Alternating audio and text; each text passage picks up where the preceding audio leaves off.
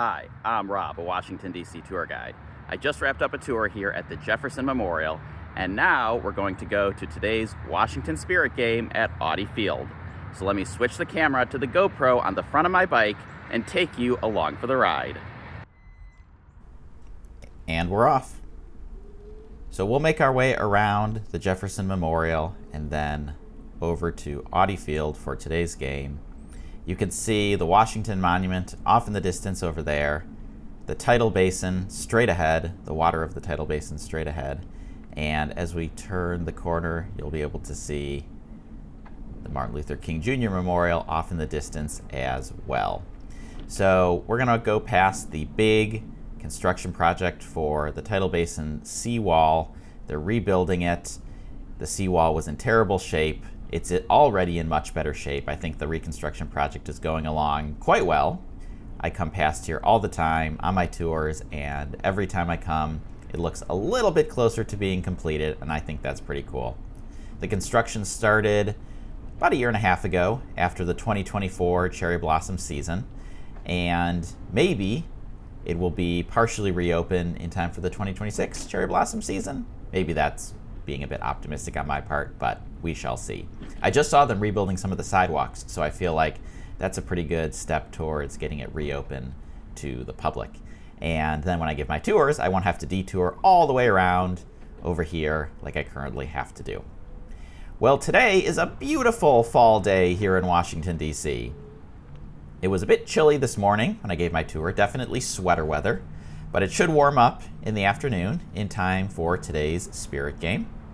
October is actually my favorite weather month in DC, and if you're curious about what October is like or what any month in DC is like, check out my podcast episode number 66, where I talk about each month of the year individually and what you can expect if you visit in that month.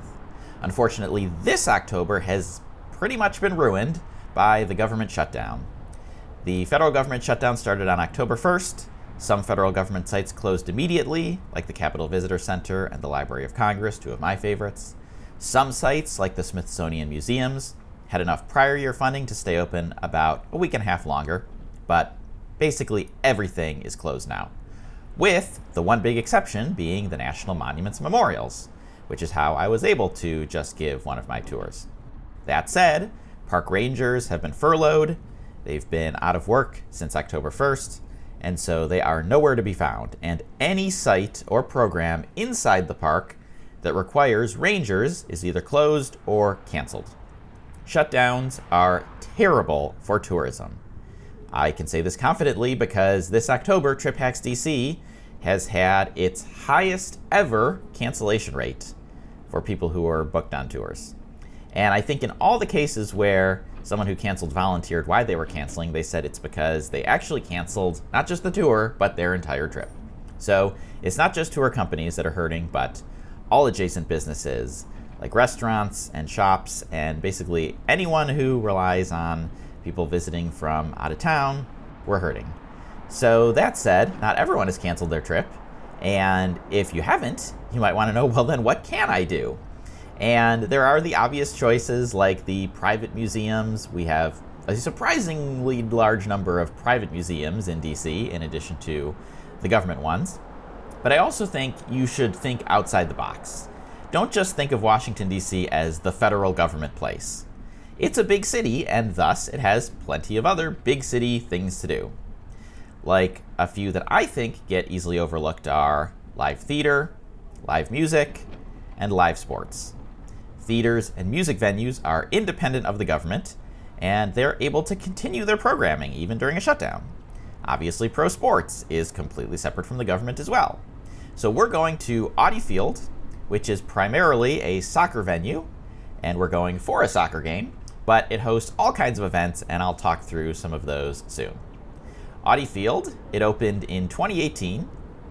The three primary tenants are DC United of the MLS, the Washington Spirit of the NWSL, and the DC Defenders of the UFL, formerly the XFL, and potentially other three-letter acronyms as well. So we'll talk more about that soon, but first I want to swing past the fish market. We've just arrived at the Wharf. We're going to be biking past the Wharf, but on the far end here is the fish market, If you've never had steamed crabs covered in Old Bay, I know it's a Maryland delicacy more than a DC one, but hey, we're neighbors, and they're good, so I highly recommend giving it a try at some point in your life. The Wharf, it opened in 2017. Well, specifically, Phase 1 opened in 2017, which is what we're about to bike past next. The fish market has been there seemingly forever. It's one of the oldest fish markets in all of the United States. I believe their claim is that they're the oldest continuously operating fish market in the US, something like that. But Phase 1, which is all the stuff we're about to bike past on the right, that opened in 2017. Now this bike path right here, I like it because it's convenient. I dislike it for a lot of other reasons. It can be challenging to bike past. For example, look at all these people here. They're not supposed to be there. They're supposed to be walking on the sidewalk on the inside. So when you're biking down this path at the Wharf, you have to dodge people who are in a spot where they're not supposed to be. The path itself is not in great shape. Maybe you just saw that big pothole I just passed. There'll be other potholes because I've biked down here recently. I know there's other potholes. And then you have to make sure you're being very careful of all the people driving cars, coming in and out of the parking garages and such over here. So I like this path because it's very convenient. I dislike the fact that it can be challenging for lots of reasons, including the three that I just mentioned. But anyway, the Wharf is one of the areas for tourists that I recommend staying.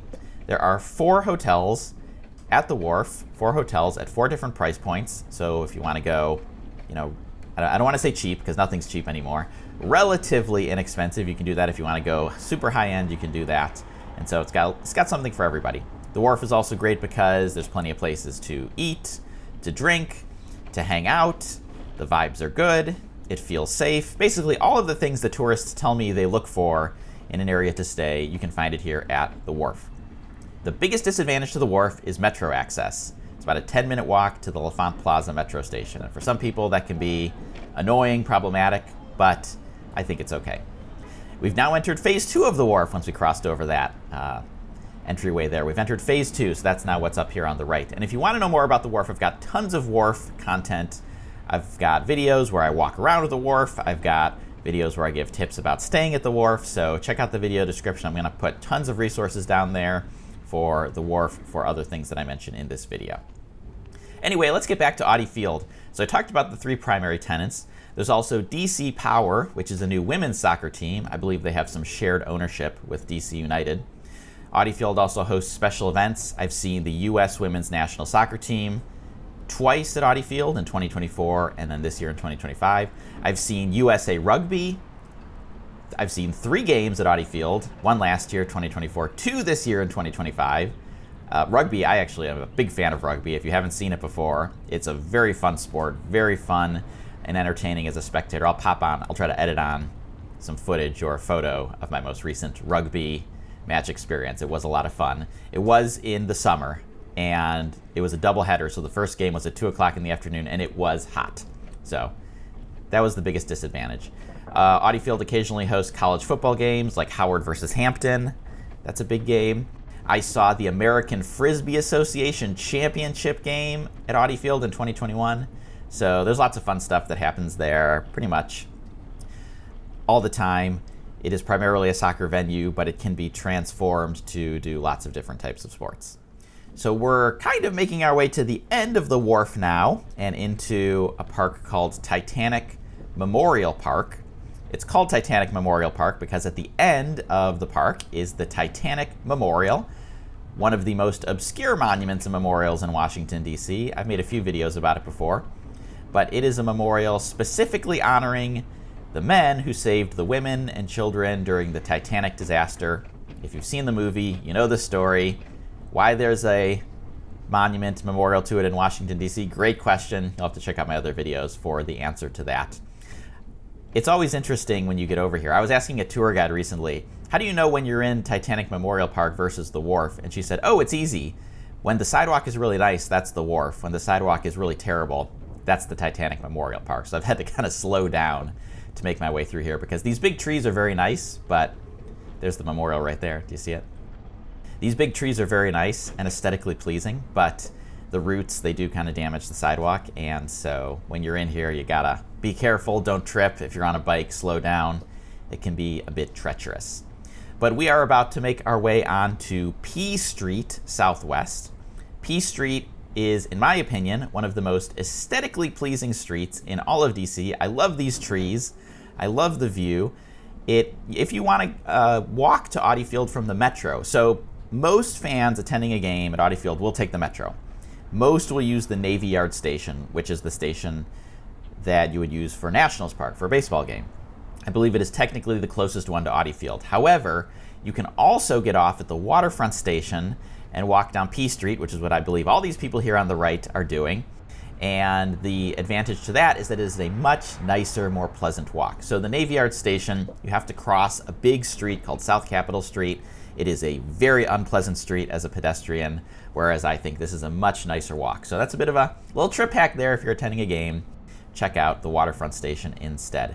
On the right, behind the brick wall, that's Fort Leslie J. McNair. It's a historic Army base, also called the Washington Arsenal. It was historically part of the War of 1812, the Civil War. I don't have time for a history lesson, but it's pretty fascinating if you're into military history. Okay, let's go back and talk about the teams that play at Audi Field. First, DC United, the main tenant. They are an original MLS club. They even played the first MLS match back in 1996. Maybe you knew that if you're a big soccer fan.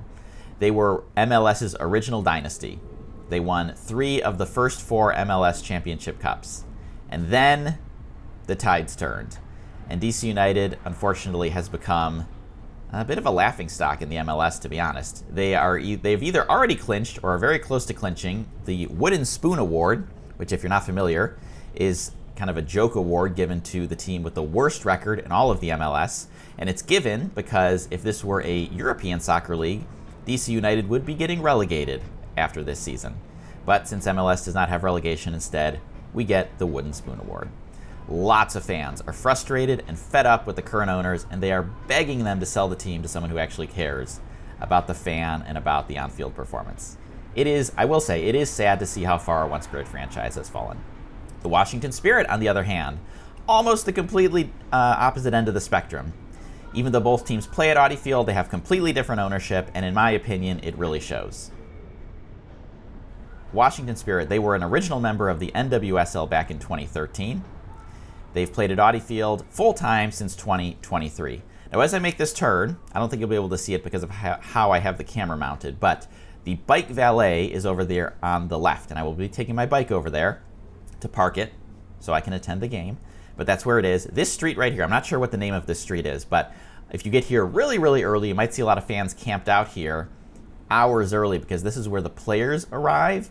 So the player team buses will arrive, unload the players here on this street, and if you want to autograph or a selfie and you get here super early, maybe you can get one. So that's why you sometimes see people hanging around on that street.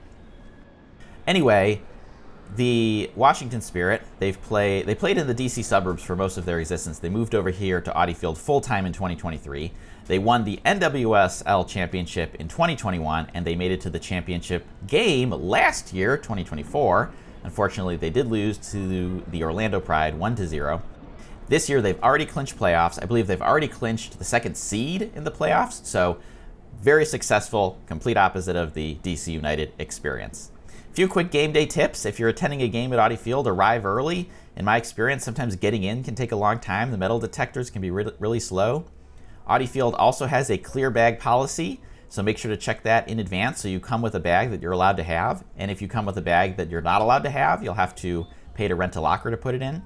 In my opinion, the food at Audi Field is not that great, so I would recommend planning to eat or drink after the match. Although if you do want to eat at the game, I think the pupusas are probably the best thing you can get here. And if you want to sit on the shade side, that's the west side of the stadium. That's important if it's a day game. Today's game is a day game, but it's October, so it's a little less important. When I attended the rugby game in the summer, it was extremely important. Anyway, thanks for watching. Check out the video description for links to lots of other related resources, podcast episodes about attending live sports and what DC is like every month of the year. I have videos about the Wharf, walks around the Wharf, and if you're planning to come to DC, hopefully a government shutdown won't derail your plans. Enjoy your trip.